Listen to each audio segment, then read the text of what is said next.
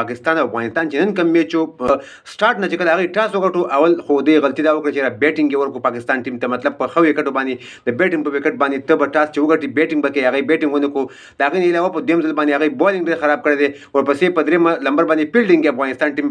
دا غي نم ډېر زیات خراب کړی دی همدغه وجه چې د پاکستان ټیم 303 سکور هدف افغانستان ته ورکو پاکستان ټیم 303 سکور وکړل سمیع الحسن پکې 15 کړی دي شازیب خان پکې 9 کړی دي او ریاض الله پکې 3 کړی دي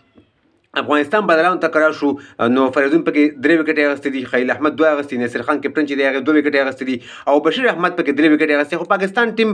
بهترین بیټینګ وکړو دغه درې بیټسمنانو خاص کر په درپورې لوبه وکړه افغانستان ټیم بولینګ هم کمزور کړی دی فیلډینګ یې سره ډېر کمزور کړی دی نو افغانستان بیټینګ طرف ته راځو 200 سکور باندې افغانستان ټول ټیم وشو پاتې سلوي خورونو کې صرف نومان شاه پکې 14 کړی دی وفي الله ترخیل پکې 2 کړی دی د دې نه علاوه پکې نه کم غټ پارتنرشپ شوی نه پکې کم غټ سکور کم بیټسمن کړی دی په دې میچ کې سری زوال شوی وي پاکستان بیټسمنانو نیمه سلیزي والي 3 کسانو پکې 15 9 سکور کړی دي نو پاکستان افغانستان ټیم چې دغه شان بیټینګ کړی وي نو دغه میچ په یو ځای ته رسیدلی پاکستان بدلون طرف ته راځو عبید شاه کم چې د نسیم شاه روډ د 3 وکټ واغستې طیب عارف چې د 3 وکټ واغستې او خبيب خلیل پکې 2 وکټ واغستې نو دغه نن میچ سکور کارت تاسو سره شریک کو ټیم د خپل غلطیانو د وجې نه چې ټاس وکړو بیټینګ ورکو بولینګ کمزور کړی دی افغانستان ټیم فیلډینګ ډېر کمزور کړی دی افغانستان ټیم همدغه وجه چې 303 سکور وشو او پاکستان افغانستان ته ماتې ورکړه دغه نن میچ ریزلټ چې تاسو سره شریک کو تاسو هم سره خپل رائے ضرور په کمنټ کې شریک کړئ زموږ دغه ویډیو لایک هم کړئ او مخکې ملګرو سره ضرور شریک کړئ چې افغانستان ټیم ټاس وکړو بیټینګ ورکو بالینګ هم کمزور کړی دی فیلډینګ هم کمزور کړی دی